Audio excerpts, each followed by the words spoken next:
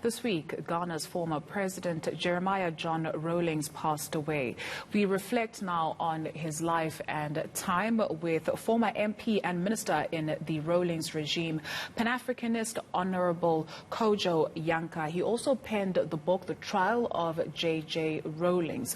He joins us via Skype from Massachusetts in the United States. Uncle Kojo, a very good morning to you where you are, and thank you very much for joining us. Our deepest condolences. This is somebody that you knew very well. When you received the news, one can't imagine it was a pleasant moment. No, it wasn't. I must also say that I'm now in Ghana, so I'm witnessing everything here live. So I'm happy it caught me when I landed in Ghana. Yes, but these are hard times for me and a lot of Ghanaians. Let's reflect on his life and going to the moment in 1979. So he went from a flight lieutenant to a leader of a military coup. Take us back to 1979. What propelled him to launch that coup? Right. We had as part of our history, from 1972 to 1979, a series of military governments.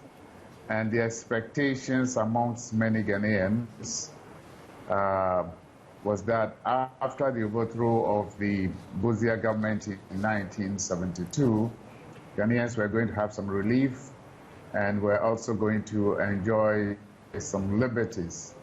But the economy went very bad, and corruption, which had been thought to be dealt with in the past regimes, resurfaced, and commodities were hard to come by, and it was a terrible period. This was a period when a lot of Ghanaian professionals left the country, and there was virtually no hope for a lot of people.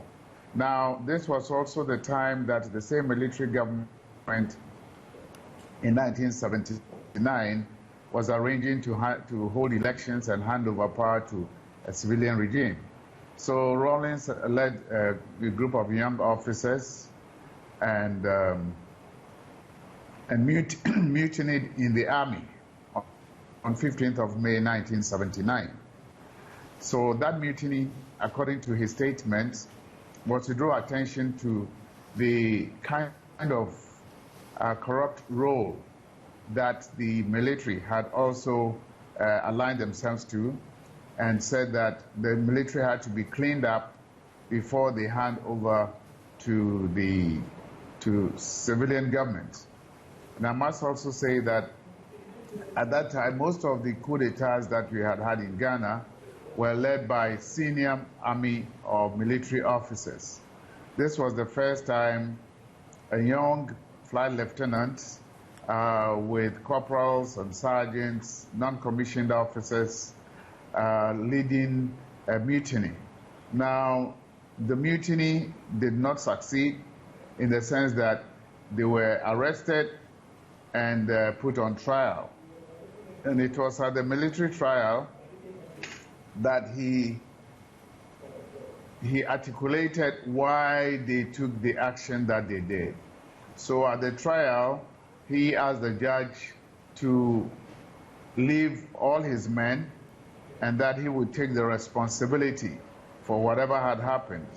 But he went on to say that he was moved by the conditions of ordinary people in Ghana and the way senior military officers were just carrying away booty and making it difficult for ordinary people to live in Ghana. So he came on the scene with the mantra of freedom, probity and accountability. and stability, transparency in governance. On that issue of accountability, Uncle Kojo, his was called a good coup, if there is such a thing, by some. He came in and he launched the house cleaning exercise, where he came into power, he jailed, and he also executed those who were sabotaging Ghana's progress, something that present-day Africans, some would say, is something that we need. In as much as he was a hero, he was also a very contentious figure. Yes, he was. Yes, he was. Because these were times when people were wondering whether we should just go on to accept another military rule. Of course, I mean, lives were lost and people were sad about it. But there was also the other side of him that resonated with ordinary people. But what happened is that, of course, this was a difficult time because the elites, those in high positions, were not happy about it because their businesses were touched. Some who had not paid taxes for years were drawn into the military tribunal, the courts that were set up and tried and punished. Some assets were seized from them. So yes, it became very contentious, and particularly when there were also a lot of reactions from neighboring countries like Nigeria, which was supplying fuel and then cut off fuel to Ghana. The IMF, the World Bank, they all withdrew investments to Ghana. Yeah, so those were contentious moments. But again, he thought that it was necessary to inject those principles of probity and accountability into Ghanaian life. It was not everybody who liked it, but I can tell you that the masses were very, very happy and were behind him.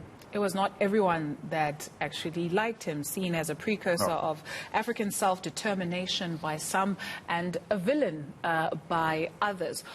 Who is this man that survived 5 attempted coups against his rule? Jerry Rawlings is a very fearless and courageous person. I mean, in writing about him, I interviewed a lot of his schoolmates in school, and they said that was how he was. He was born Ghanaian mother, Scottish father, but lived all his life in the country. And he went to one of the best schools in Ghana. He went into the cadet corps, and his mates say that he did not like injustice, and every time he was on the side of the weak.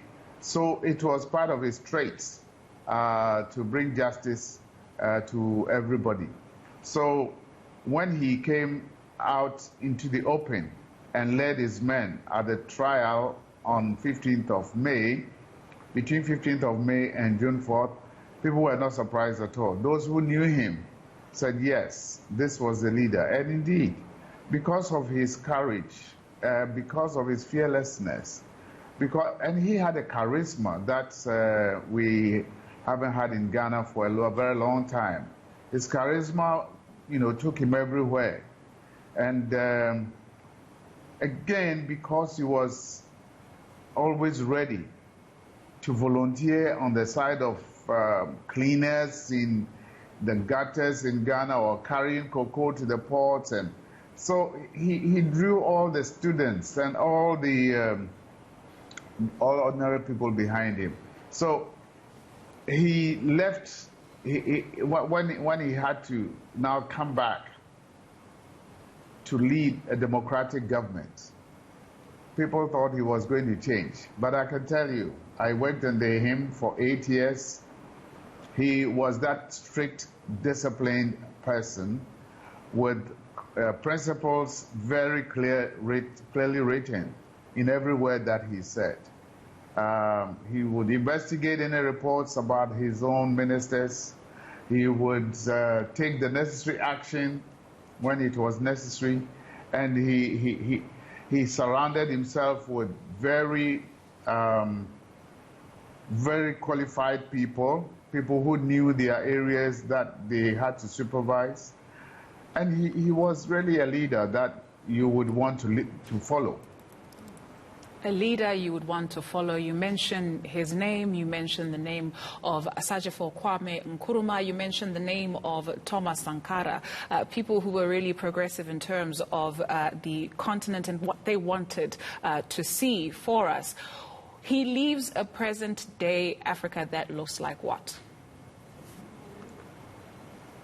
An Africa that is divided, that is full of corrupt systems in various countries, an Africa that has left youth totally hopeless, a lot of unemployment, a youthful population that is, looking for role models to guide them into the future, an Africa struggling, to put things together.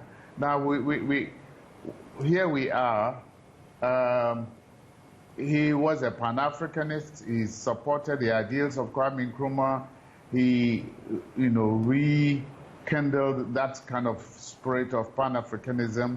He started giving a whole lot of support to the Pan-African Historical Theatre Festival to bring Africans together. Since he left, it's taken some time, for us to organize ourselves. So I'm not saying that he was the only leader. Yes, we have had John Mahama, we have had John Kufuor, we have had Nana Akufo-Addo, we have other leaders on the continent.